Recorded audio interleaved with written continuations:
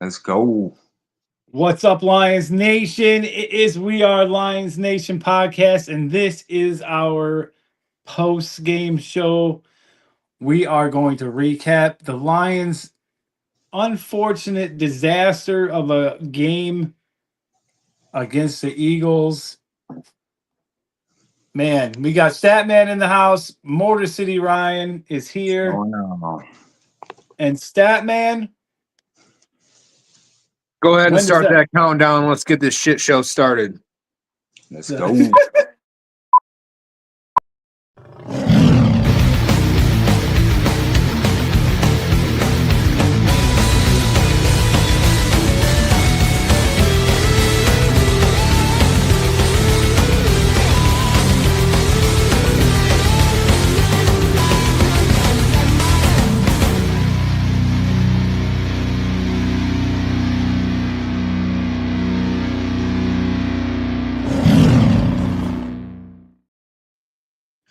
All right. Welcome in, everybody.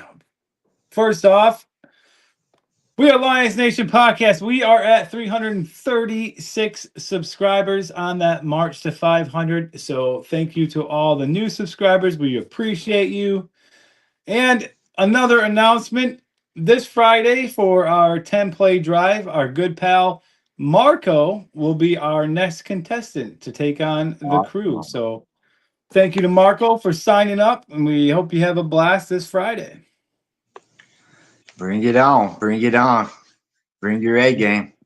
Dar is in the house, says that loss has Statman wearing Eagles colors today. No, it's Green Bay colors. Don't get it wrong. Absolutely. Amy Absolutely. said, hi, everyone.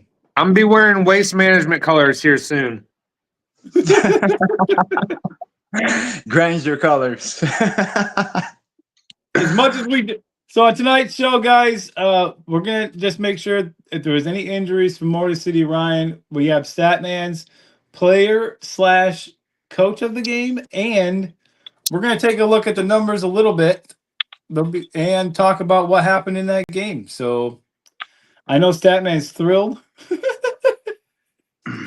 We also have a little bit of what Dan Campbell had to say today as well. So excited for that. So Ryan, I'm gonna go to you, MCR, just real quick. I don't recall seeing anybody go out hurt. Too many of them anyway. So do you have an update? Were there any injuries that you have?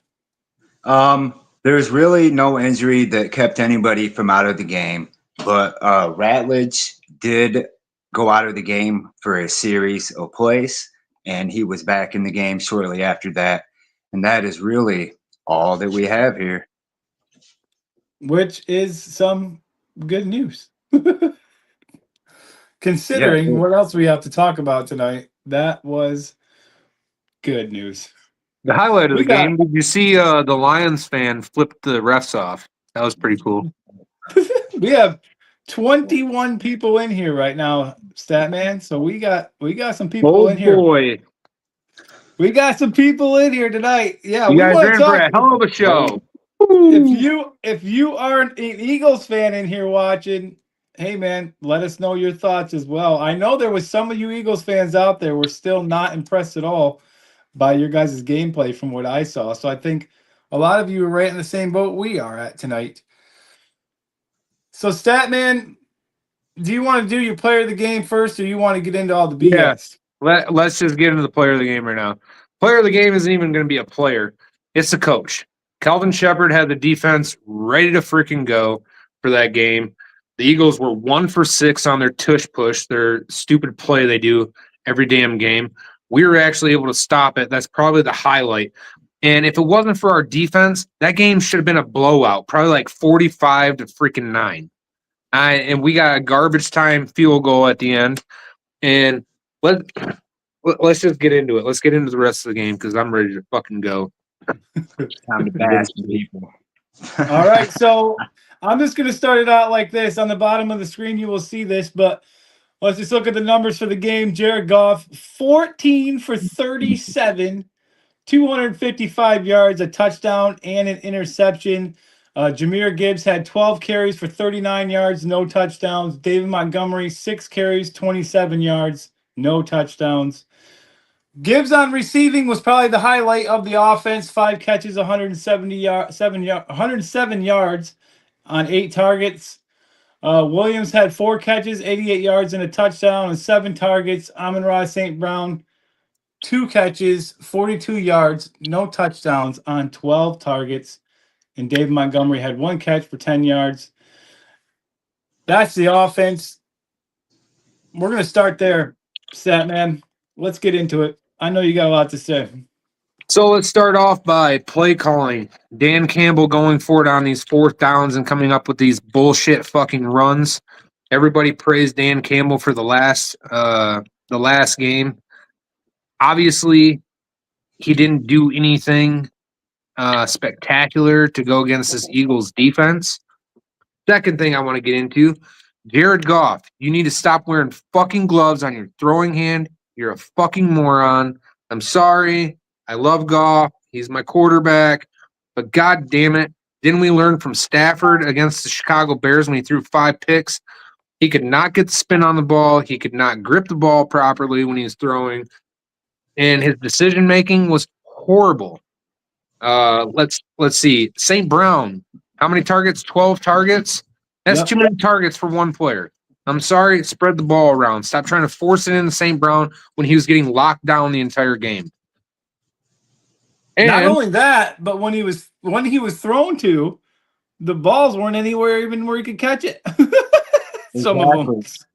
And our offensive line, come on now. You have an excellent game last week against the Commanders. I know the Eagles have a way better defense, probably one of the top 5 defenses in the league, arguably. And you guys need to learn how to fucking block. You can't double team Carter and Davis and leave your edges one-on-one with Jalen Phillips and Hunt.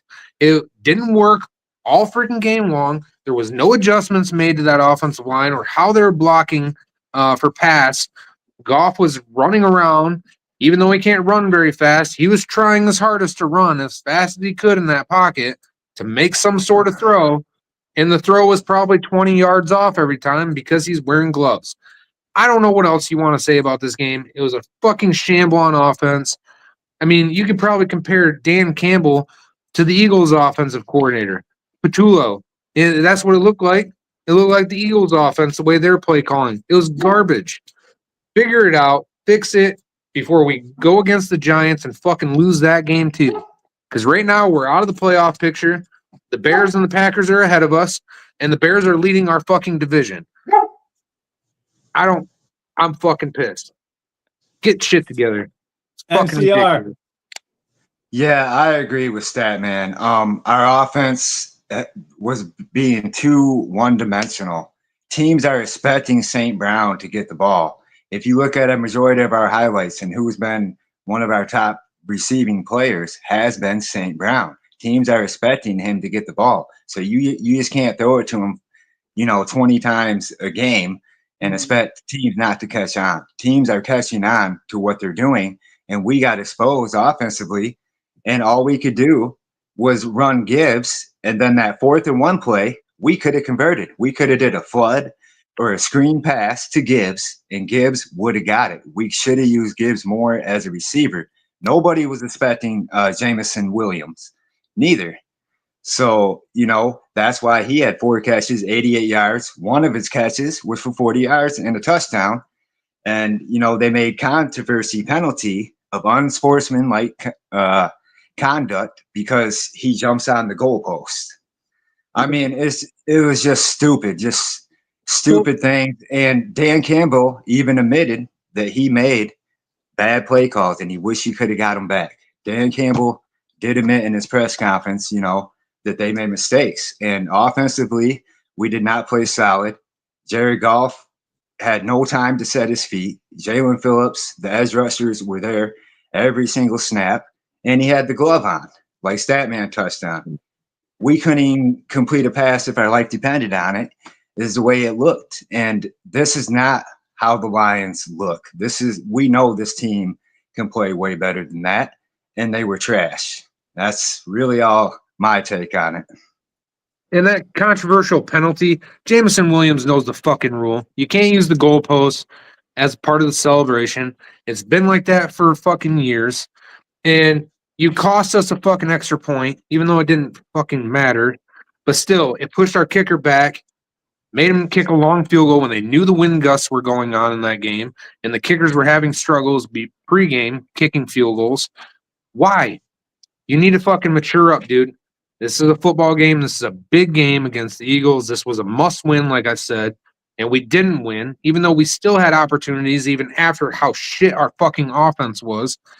And I'm going to agree with you, MCR. They should have utilized Jahmyr Gibbs a lot more on the outskirts in open space because he was making plays every single time that they got a little dump-off pass or a screen or ran to the outside. They kept trying to run in the middle. I'm sorry, but the Eagles' defense is stout in that middle. You ain't going to run up the fucking middle on them two big guys in the inside, Carter and Davis. Them guys are run stoppers. They're also pass rushers. You got to watch it. It reminds me of when Nick Fairley and Ndamukong Suh were healthy. That's what those two remind me of in the middle. They're huge, they're physical, and they're nasty. And they're going to come at you every fucking play. I mean, I think, what did they say? Carter was on the field 85 snaps the game before, some shit like that. It's crazy. Yep. Yeah, I think 85 or 86, something like that. Yep. I mean, they knew what they were getting into, and they didn't do anything to change anything at halftime. You drive all the way down the field when we get the ball back to begin the second half to tie the game, and then you fucking go for it on 4th and short, and you come up fucking with some stupid ass fucking pass play where you're trying to dump it out to fucking St. Brown, force it in the back of the end zone, when, if you look, Brock Wright was running right across in front on a fucking drag route, wide open. Wide fucking open. Not even the linebacker, I think, was 5 yards behind him. It would have been a touchdown all day. But, decision-making, play calling, that's what fucked us in this game. Goff, you need to stop wearing the gloves because here come playoff time, we're going to be on the fucking road. We're going to be playing against teams like Green Bay, possibly Chicago.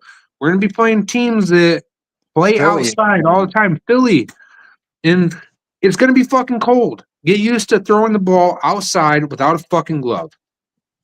I couldn't stay up late enough to see what Goff had to say. I did listen to Dan Campbell's press conference, but I would have liked to hear if anybody asked him about the gloves, because it seems like anytime there's gloves involved, it's dog shit.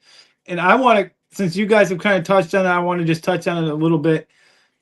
I agree 100% when it comes to Jahmyr Gibbs. Jahmyr Gibbs was the offense, no doubt. Anytime he got that ball, especially in the pass game, he made huge plays. They couldn't stop him. But go away from him to do other things. And then, Ryan, to go to you and what you said about St. Brown, I know Jared Goff targets him a lot, but normally it works. Normally he can hit St. Brown on those passes, and it works. Almost guaranteed on 3rd down. There's St. Brown, wide open, catches the ball. Yesterday, Statman and MCR, it didn't work because Goff couldn't throw the fucking ball to save his life. Worst. Yeah. It statistically was the worst performance that Jared Goff has ever played yesterday. Yeah, it was horrible. And I don't get the whole passing to set up the run shit. Run to set up the fucking pass. And Montgomery was doing better in the middle. Gibbs is running better on the outside. Yep. Use their fucking abilities. Use it. It was clear as day, Statman. I'm glad you brought that up, because when we saw Montgomery come in and run the ball, he gained 5-6 yards through the middle. And Gibbs is so explosive on the outside, he just runs around everyone. Like his ability to make plays. Okay. We're just gonna play this, I guess, now. Played your tails off. 16 points allowed, man. You only allowed 16 points. I guess we're just gonna play that much of it. Yeah, and this is the thing that I've noticed. Teams are starting to catch on to what the Lions are doing and who they're using. They're catching on. That's what I meant. They're going to catch on to I mean, it works, and it's what the Lions do. Other teams know that. Other teams see that. So you have to kind of mix things up a little bit more than what you can't always just say, "Oh, St. Brown's our guy." You have to mix it up. That's kind of what I meant by it. But I agree with you, Andy. No, I get what you're saying 100%. But normally, Amon-Ra St. Brown is a reliable target. So Yep. why not throw him the ball? But if you're The throwing it ball 12 plays times and in. he only has 2 catches, quit throwing him the ball. I just Goff was Yep. so bad. It was ridiculous. It helps if you throw the ball when he's not fucking blanketed, and then you throw the ball and you actually make it catchable for him. It goes all sorts of ways on that. Goff was Exactly. way off on his accuracy. Even on that Jameson Williams, where Jameson Williams is running across the middle, threw it right at his damn ankles. Like, come on. Oh, and the one he Throw it threw up into numbers. That was This is where you terrible. want the ball. the one he missed to the end zone there, when he missed Brock Wright, he threw that ball so far past any receiver couldn't catch that anyway, even if they wanted to. Like, it That was defense, ridiculous. the Dar defense, says not having Laporta was a huge hit to the offense, and they went away from the run. I don't care. You still got other guys and go in there and mix up the run in different ways, use motions to take guys off their eyes off the backfield. There's a lot of things you can do offensively to open up the run. They just failed to do so, and they just gave up on it way too early when they could have just mixed it up a little bit and they could have stuck with the run. And it would have helped out our pass game a lot, because if you're running the ball, say Gibbs gets a draw play where defensive linemen are coming downfield at the quarterback trying to rush him, and then Gibbs just sneaks past him. Now you're going to start thinking, well, I can't rush in that fast. So then next time, play action. Oh, now Goff's got time to pass. He's going to throw it down the field and find an open target. But the thing is Goff couldn't even throw the ball last night. I don't care if he had fucking 10 seconds. He probably still wouldn't have hit the receiver. That's what I was No. going to say. That's what, and I feel like if they would have kept running the ball, I think Montgomery and Gibbs would have both had a very explosive night running if they would have kept doing it. I agree. I honestly do. Now we got to go over. There's one more thing I want to touch on, and that's something that you talked about, Statman. And you, MCR, is with Jameson Williams and his celebration. One thing I did hear today, somebody made a good point that didn't only cost the Lions 1 point. It kind of fucked everything for the next go too. So it kind of cost them almost 7 points altogether because of what happened after even that. So Yeah, about 5 probably. yeah, I can't remember the exact wording they used, but it definitely did quite a bit more damage than what you would think it would have done. But yeah, bad call on JMO there. Yeah, that 4th and 1. Now, if we would have converted that 4th and 1, we could have got maybe possibly a touchdown or a field goal out of that drive. But because we didn't, and right at that point, I knew that was it. I don't see us coming back now, because that was a critical moment. We needed that. The next spot is the bright spot, I feel like. Our defensive standouts, we had Jack Campbell, 7 tackles, 8 assists, 1 tackle for loss. Rocket Sin, 5 tackles, 1 pass defense. Aiden Hutchinson, 2 tackles, 1 QB hit, and a half sack. And then Roy Lopez had a half sack as well. Those were just some of the standouts. Statman, MCR, I'm sure you have more guys that you could focus on the defense as well. But the defense, that defense was out there a shit ton throughout that game. And the Eagles, if you look at the numbers, the Eagles had less than the Lions. They stopped the Eagles' running game pretty much for the most part. They completely stopped their passing game except for a few here and there. The Eagles really couldn't do anything on offense at all. And that's credit to Calvin Shepard and getting that defense every single time they went out in that field. Except for maybe a couple drives, they were there and they were successful. The tush push, Statman, you brought it up. How many times did we see them stop that play? Like, that's 5 amazing. times out of the 6 times they ran it. We stopped Right, it 5 times. That doesn't happen. That to me is a standout alone on its. But for that defense to keep going out there over and over because our offense keeps going off the field because they were horrible and playing the way they were all 4 quarters, keeping the Lions in the game all the way to the end, that's a statement right there. I don't know what you guys think, but that could have been a heck of a lot different game if it wasn't for that defense playing the way they did. Well, and one other player I want to give notable mention to is Alex Anzalone. That dude was flying all over the field, making plays. I think he covered – who was he covering on that play? Saquon? Yeah. On that pass defense. Yeah, and Campbell had one too, but on Saquon. It's just – I don't know. It says a lot about Kelvin Shepherd and having these players ready to go because we are injured all over our defense. And we played better than the offense, and the offense doesn't have as many injuries or banged-up guys. Who are we missing? Sam Laporta? You can't blame our whole offense and how bad it was because Sam Laporta wasn't there. He wasn't the whole fucking reason why that offense didn't work. It's coaching, and it's getting them ready for the game. Like, you have to be prepared. They were not prepared at all. And that fucking punt, that fake punt, I would have much rather seen fucking Goff try to do his own tush push than watch that stupid fucking fake punt. I don't know what the fuck that was. Why don't we try doing a tush push? We probably could have gotten all those fucking 4th downs. Literally. Yeah. Dar did say Amik was the star of the defense, locked Smith down. So yeah, Amik played well too. The whole defense just never stopped for the whole. They could have been like, well, that we're tired, whatever. They were on go the whole time. And Campbell, that one play where Saquon ran up the middle and Campbell literally grabbed him on his own and just stuffed him. Like, that guy is a beast of a linebacker for us. Jack Campbell is. I think he is great. Reason why we drafted him in the 1st round. Yeah, he's amazing. But I mean, you got to give it to that's the only positive takeaway you can take is we went 4 quarters and we stuck in the game because the defense allowed us to.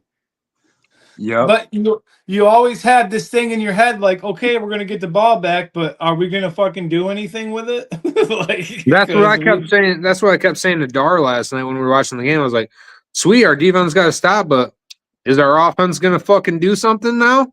I mean, how many times the defense have to give you the fucking ball back before you finally kick it into fucking gear and do something? Like, you're seeing your defense out there fighting their ass off, getting you the fucking ball back, getting you the stops, but yet you're going to go out here and lay a fucking turd on the field.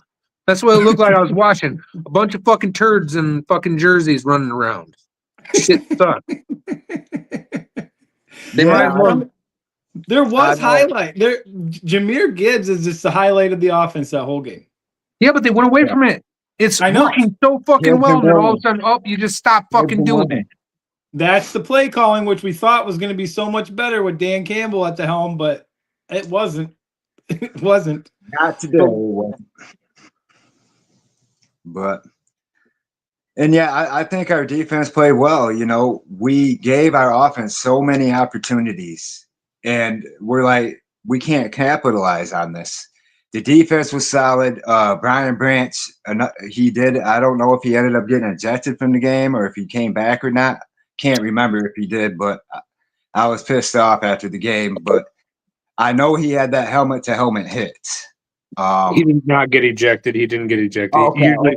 You get 2 before you get ejected. Oh, okay. I wasn't sure. But A.J. Brown, we had A.J. Brown pretty much on lock all fucking game. And, the way our defense played and how many chances our defense gave our offense, we should have won this game. And our offense dropped the ball for us. It wasn't our defense. Our defense played phenomenal. What was it? 0 for 5 on 4th downs? Was that the final number? Oh, I can't remember. I think so. It was pretty sure. First time that we went that bad on 4th down since 2020 or 2022.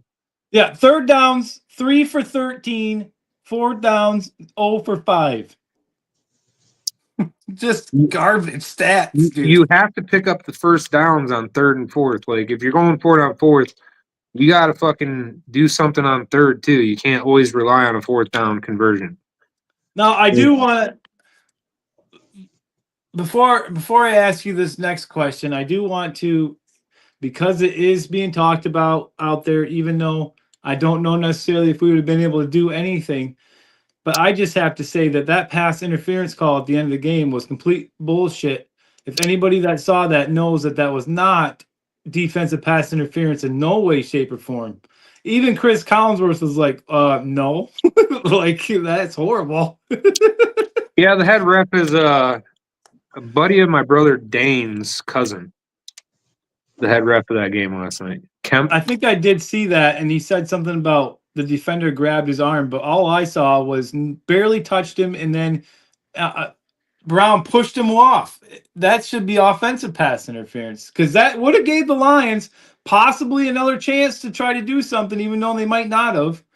But P-Dubs is in the house. He says, "What's up? What's up, P-Dubs?" I think there's probably a 0.000000001 chance the Lions were going to do something if we got the ball back. If the Lions would have got the ball back, they should have just. I'm not going to say that the game was called on that fucking play because the Lions had plenty of fucking opportunities all game long to fucking turn this shit around. You can't fucking sit here and blame the fucking ref on this game. The Eagles played better, and we did not. And, we gave them short field opportunities every time that we went for it on fourth down, and we didn't get it. Yeah, and you said the Eagles played better, but the Eagles playing better version was not that good. Their defense played better than our offense. And our defense played good enough to win a game, but our offense couldn't do it for us. They couldn't help. So Barry said the it Eagles was not offense pass interference, but wouldn't have made a difference, in my opinion. Lions offense was still sloth Goff, couldn't get out of anything. That's what Perry said. We didn't have any takeaways, neither. We didn't take the ball away from them at all, neither. I mean, we haven't had a lot of takeaways lately, regardless. We have. That's something that we have to improve on. We have to get these interceptions, fumbles, whatever. I think that's where Kirby Joseph comes into play. Yeah, or Terry and Arnold, but he's injured, of course. But yeah, Perry, hey Statman, this one's probably a good one for either one of you. But Perry said, why did they go into the half with all 3 timeouts? Why not take a shot? I felt like that was a questionable decision from Dan Campbell. Because Campbell probably realized that Goff wasn't getting within 10 yards of any of the receivers he was throwing to. So he's probably like, yeah, let's just not, add to it. Jamison Williams might have caught the fucking ball if it was 10 yards ahead of him, but anybody else, good luck.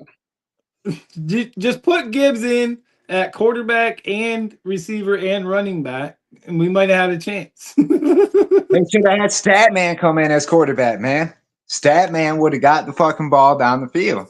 At least I wouldn't have been wearing a fucking glove. I'd be doing it bare hands like a fucking man. Goff, you're a little fucking sissy bitch, dude. Like, stop wearing fucking gloves. Everybody's hands get cold.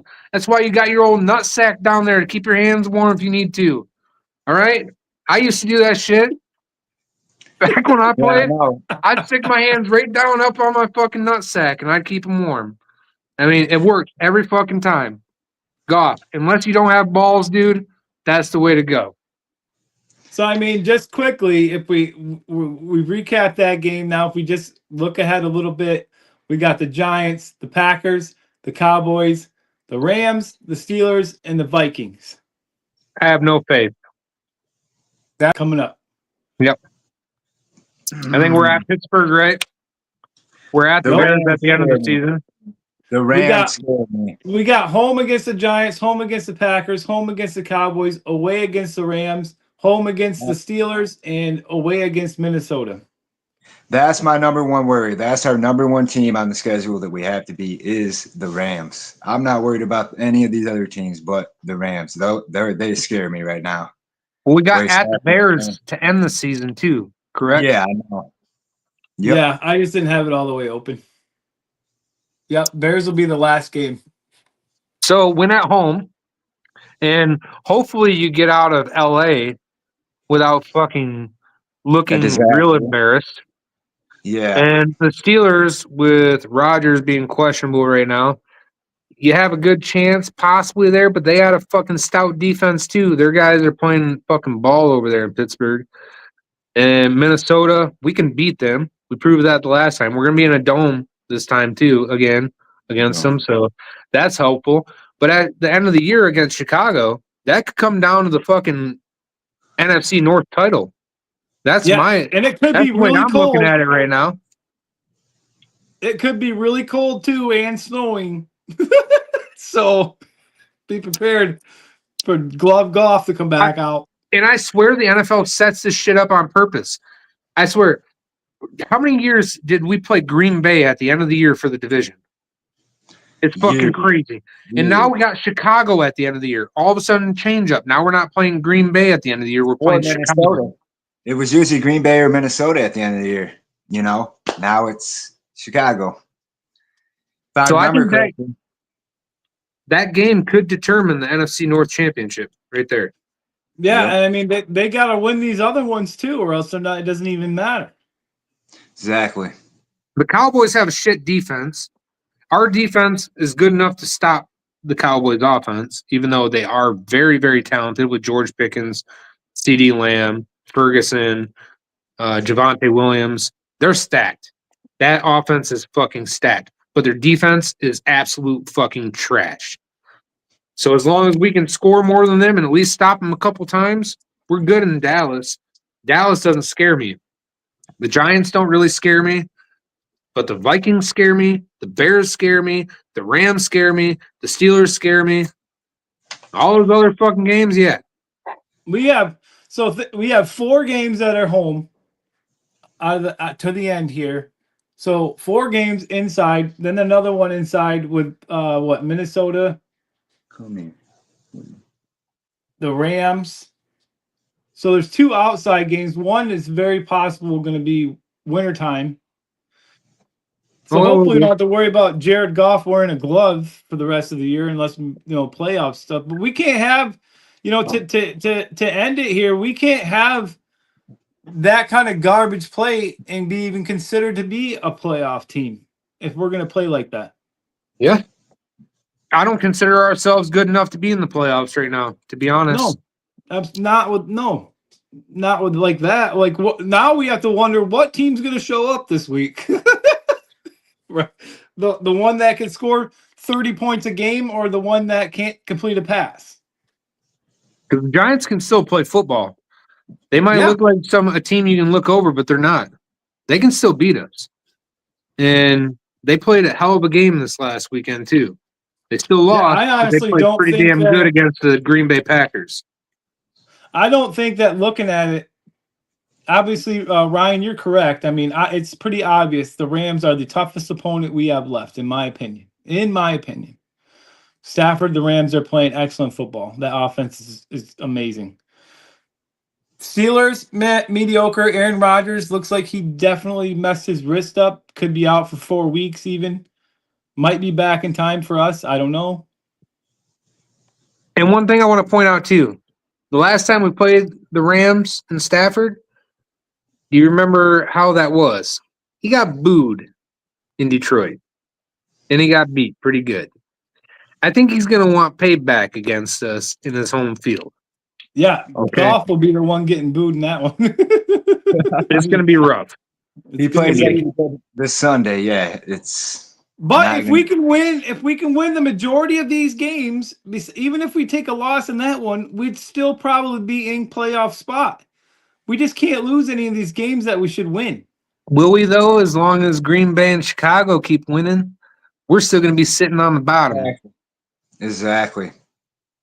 Yeah, that's why they stop winning. That's why I was kind of confused at who was number 1. The last show. Well, right now it's Chicago, Green Bay, Detroit, Minnesota. That's what it is right now. Yeah. Well, all right. Hey, that's pretty much all the time we have. We will be back tomorrow for our Pick'em show and podcast version of the 10 play drive. We'll be back tomorrow. Can't wait for that. We're going to have the results of our week 11 picks and make our week 12 picks. So excited for that. Oh, What? are you going to play the press conference? No, it won't play. It won't play. Huh. It stops at like 10 seconds and doesn't play anymore. Huh. I tried it. I don't know. I want to bite some fucking kneecaps. Salmon wants to bite some kneecaps. So we'll see you guys all tomorrow night. Thank you to the new subscribers. If you have not yet subscribed to We Are Lions Nation Cut podcast, click that subscribe button, hit that like button, and share with all your Lions friends. Till then, we will see you tomorrow night. Peace.